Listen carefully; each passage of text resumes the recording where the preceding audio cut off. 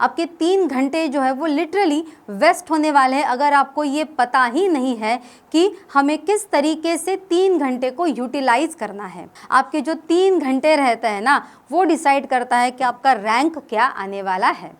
Hello बच्चों, welcome back to Cell Academy. Cell Academy is a place where we make exam warriors more smarter, stronger and sharper. वैसे तो सारे ही बच्चे अपने student life में कभी ना कभी एग्जाम वॉरियर्स रहते ही हैं।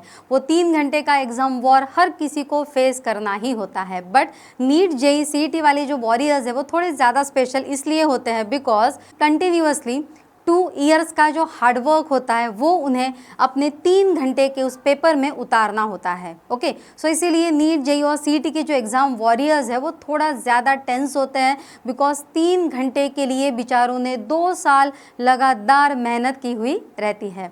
ओके, सो जस्ट इमेजिन कि 3 घंटे के लिए आप 2 साल बहुत पढ़ते हैं, 8-8, 9-9, 10-10 घंटे पढ़ते हो। ओके, लेकिन इतना पढ़ने के बाद भी अगर वो 3 घंटे का एक मास्टर प्लान, एक प्रॉपर स्ट्रैटेजी आपके पास में रेडी नहीं है तो क्या कोई फ़ायदा है इतने घंटे पढ़ने का? बिल्कुल नहीं। आपके 3 घंटे जो है वो लिटरली वेस्ट होने वाले हैं अगर आपको ये पता ही नहीं है कि हमें किस तरीके से 3 घंटे को यूटिलाइज करना है।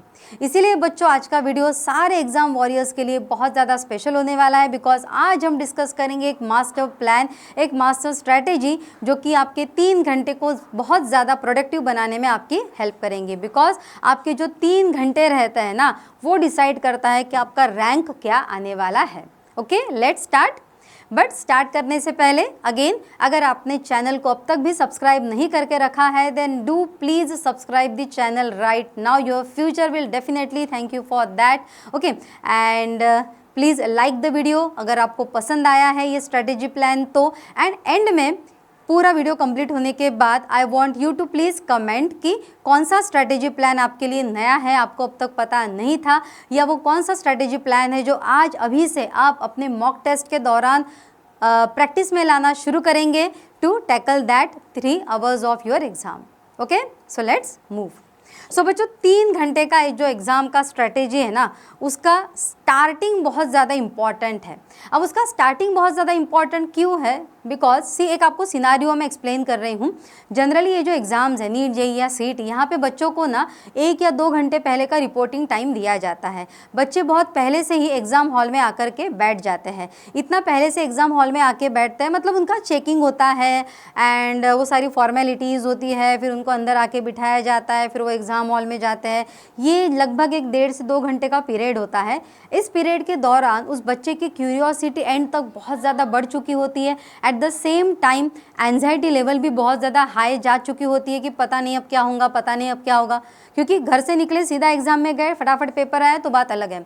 पर यहाँ पे बहुत सारे टाइप के निगेटिव इमोशंस के लिए, निगेटिव थॉट्स के लिए जगह बनने की बहुत सारी संभावनाएं होती है। जब वो बच्चा 2 घंटे तक बस ये वेट करता है कि अब मेरा पेपर कब आएगा, और फिर इसका एंड क्या होता है पता है? जब पेपर आता है ना, जैसे इन्विजिलेटर दिखा कि अपने तरफ पेपर लेके आ रहा है, और ज़्यादा एंग्शियस और ज़्यादा क्यूरियस कि मेरे हाथ में पेपर कब आएगा। जैसे पेपर आया, खोला, फटाफट फटाफट धड़ धड़ सॉल्व करना शुरू। ऐसे करके क्या होता है कि थोड़े क्वेश्चन सॉल्व करने के बाद आप बीच में डंप हो जाते हैं, आपको याद नहीं आ पाता है क्योंकि आपने प्रॉपर तरीके से स्टार्ट ही नहीं किया था। सो आपको एग्जैक्टली करना क्या है, आपको पेपर जैसे हाथ में आता है अपनी आंखें बंद कर लेनी चाहिए। अकॉर्डिंग टू साइकोलॉजी भी हम इसको बोल सकते हैं कि कोई भी चीज़ जब आप लोग बहुत ज़्यादा अपना एनर्जी उसमें लगाने वाले हैं, वो चीज़ स्टार्ट करने से पहले अपने दिमाग को शांत करना बहुत ज़्यादा ज़रूरी है। So just close your eyes, stay calm and take a 3 deep breath. Okay, so 3 बार गहरी सांस लीजिएगा, बिल्कुल शांत हो जाइएगा और अपने लिए कुछ पॉजिटिव अफर्मेशंस बोलना बहुत ज़्यादा ज़रूरी है। ओके, पॉजिटिव अफर्मेशंस मतलब क्या? जैसे मेरे लिए क्या वर्क करेगा? सो आई विल से मैंने जो भी पढ़ा है आई नो मुझे 101% याद आएगा, मुझे मेरी मेहनत पे पूरा भरोसा है, मेरा माइंड, मेरी मेमोरी, मेरे सारे सेंसेस मेरा साथ देने वाले हैं एंड मैं बहुत अच्छे तरीके से कंप्लीट पेपर को सॉल्व करूँगा। मेरे निगेटिव मार्किंग जो है वो बिल्कुल भी नहीं आने वाले हैं। सारे क्वेश्चंस मुझे अटेम्प्ट करने आने वाले हैं। कोई क्वेश्चन अगर मैं अटेम्प्ट नहीं कर पाया सो ऐसा समझेंगे कि ये क्वेश्चन सच में डिफ़िकल्ट है, ये बाकी भी लोगों को नहीं आ रहा है। Okay, and with that said हम धीरे धीरे हमारी आंखें खोलेंगे and then we will start the paper. इसमें हमारा पता है कितना टाइम जाएगा, बहुत हो गया, 1 से 1.5 मिनट का टाइम हमारा जाएगा। लेकिन ये जो गया हुआ टाइम है ये आगे आपके 2 आवर्स एंड 59 मिनट्स के लिए बहुत ज़्यादा हेल्पफुल रहने वाला है बच्चों। बहुत से बच्चे नहीं करते, उनको लगता है ये बचकानी हरकत है, ये क्या है, आंखें बंद करो, 3 बार गहरी सांस लो और फिर पॉजिटिव अफर्मेशंस बोलो। बट देखो बिलीफ ना एक बहुत कमाल की चीज़ है। अगर आप इस चीज़ में बिलीव करते हैं सो डेफिनेटली ये आपको हेल्प करेगा। मैंने भी ये चीज़ को यूज़ किया है, ओके, और ये काम करता है। I can say that proudly and confidently कि ये काम करता है बच्चों। करके देखिए इसे। डायरेक्ट एग्जाम हॉल में नहीं करना है, ये जो भी हम स्ट्रैटेजी का प्लान यहाँ पे डिस्कस कर रहे हैं ना, ये आपको बिल्कुल आज अभी से मॉक टेस्ट में जब भी आप बैठेंगे तब से अप्लाई करना स्टार्ट करना है, सो दैट वो एग्जाम हॉल में आपके हैबिट में आ जाएगा, आप उसके लिए हैबिचुअल हो जाएंगे एंड वो 3 आवर्स जो है आपके 3 घंटे जो है वो आप प्रोडक्टिवली यूज़ कर पाएंगे। ओके, सो स्टार्ट हमारा बहुत पॉजिटिव होना चाहिए एंड उसके बाद में पेपर के साथ प्रैक्टिकल रहना चाहिए। अब आप बोलेंगे पेपर के साथ प्रैक्टिकल रहना, ये कौन सी बात हुई। मैंने बहुत बार बच्चों को देखा है पेपर हॉल से जब बाहर आते हैं ना आंखें सूजी हुई रहती है। बहुत से बच्चे तो वहीं पे रो देते हैं अंदर ही कि अरे यार मैंने किया था, इतना मुझे याद था, मुझे अब तक याद था, अब मुझे याद क्यों नहीं आ रहा है, ये मैंने बहुत बार प्रैक्टिस किया, मुझे याद नहीं आ रहा है। वहीं पर रोना धोना शुरू हो जाता है, मैंने किया मुझे याद नहीं आया। उसका इम्पैक्ट पता है क्या होता है, आपके आगे के जो आने वाले क्वेश्चंस है ना वो भी नहीं आते, पूरा माइंड आपका डिस्टर्ब हो जाता है। जो कुछ भी आप अच्छा करने वाले थे उसमें से 1% भी आप अपना अच्छा नहीं दे पाते हैं बच्चों। ये सारा इम्पैक्ट होता है जब आप पेपर के बीच में इमोशनल हो जाते हैं तब। 2 चीज़ें होती है, आइदर तो बच्चा इमोशनल हो जाता है अगर उसको कोई क्वेश्चन नहीं आया। अब अगर आपको कोई क्वेश्चन नहीं आ रहा है सो बिल्कुल आपने पॉजिटिव अफर्मेशन में अपने आप को बोला है कि अगर मुझे कोई क्वेश्चन नहीं आएगा सो वो क्वेश्चन मुझे समझना है कि सच में टफ है और वो बाकी लोगों को भी नहीं आ रहा है। ये बिल्कुल आप अपने दिमाग में फिक्स करके चलिएगा, ठीक है। सो नहीं आ रहा है, let's move to the next question. इस एटीट्यूड के साथ में फटाफट आगे बढ़िए। पहले आपको क्या करना है, जो भी इजी क्वेश्चंस है आपको आ रहे हैं फटाफट आप सॉल्व कर लीजिए। जो आपको लग रहा है थोड़े ट्रिकी है उसको राउंड कर लीजिए कि बाद में सॉल्व करना है, और जो आपको लग रहा है ना आगे बढ़ते वक्त कि नहीं ये एकदम ही टफ है उसको बिल्कुल कट कर दीजिए कि इसके तरफ मुझे जाना ही नहीं, अदरवाइज मेरा टाइम बर्बाद होगा। बहुत से बच्चे आइदर इमोशनल होते हैं या फिर सेकंड चीज़ क्या करते हैं पता है, they fight with that question. नहीं ये तो मुझे आना ही चाहिए, ये मैंने बहुत बार प्रैक्टिस किया, ये फॉर्मूला भी मुझे आता है, मुझे सब कुछ आता है, मुझे कैसे नहीं आ रहा है। बच्चों ये टाइम जो है ना 3 घंटे का, ये पेपर के साथ क्वेश्चंस के साथ लड़ाई झगड़े का टाइम नहीं है। वो पेपर खत्म होने के बाद आप बहुत झगड़ लो उस क्वेश्चन के साथ, आपके मेमोरी के साथ में कि ऐसे कैसे मुझे याद नहीं आया। बट प्लीज़ 3 घंटे में अगर ऐसा कोई क्वेश्चन आ रहा है जो आपने ऑलरेडी बहुत बार उस टाइप का क्वेश्चन सॉल्व किया है पर उस टाइम पे नहीं बना, छोड़ दीजिए। Let's move to the next question. ये प्रैक्टिकल एटीट्यूड के साथ में जो बच्चा जाता है ना वही अपना पेपर पूरा कंप्लीट कर पाता है एंड स्कोर लेकर आ सकता है, ठीक है। सो ठंडा दिमाग, प्रैक्टिकल एटीट्यूड, ओके। तीसरी जो चीज़ है it is maintaining the speed from first question to last question.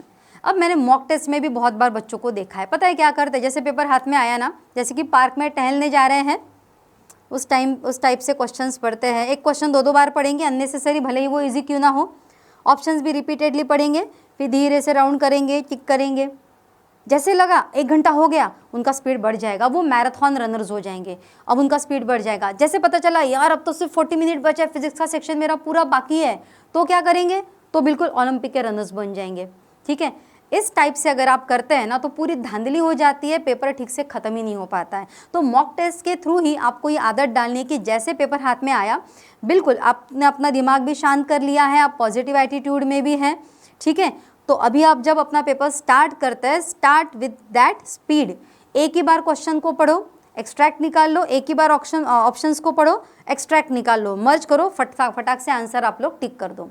Bar bar unnecessary question को रिपीटेडली नहीं पढ़ना है बच्चों। ऑप्शंस को भी बार बार अननेसेसरी रिपीटेडली पढ़ने की कोई भी ज़रूरत नहीं है, ठीक है। एक्सट्रैक्ट निकालते आना बहुत ज़्यादा ज़रूरी है।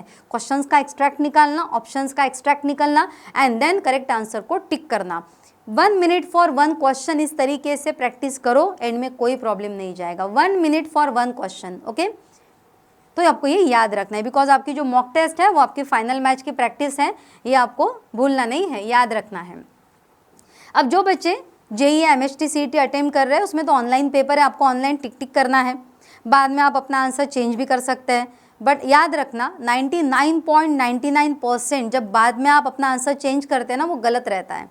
पहले जो आपने टिक किया है वही आंसर आपका करेक्ट होता है, क्योंकि आपने पहले इंस्टिंक्ट में उसको पढ़ा था, ऑप्शंस पढ़े थे, करेक्ट माइंडसेट लगाया था और उसको आपने टिक किया था। बाद में क्या होता है पता है, वो कंफ्यूजिंग वाला माइंड है, नहीं ये नहीं ये, बर्गर खा लूँ, पिज्ज़ा खा लूँ, बर्गर खा लूँ, पिज्ज़ा खा लूँ वाला वो माइंडसेट है। ओके, उसमें उस माइंडसेट में प्लीज़ बच्चों मत फंसो। जो आपको स्टार्टिंग में लगा आपने टिक किया उसको छोड़ दो, कितनी भी इच्छा क्यों ना हो, कितनी भी हाथ में खुजली क्यों ना हो कि नहीं इसका ये टिक कर दूँ, नहीं करना है। पहले अटेम्प्ट में किया था, बस उस पर आपको फर्म रहना है।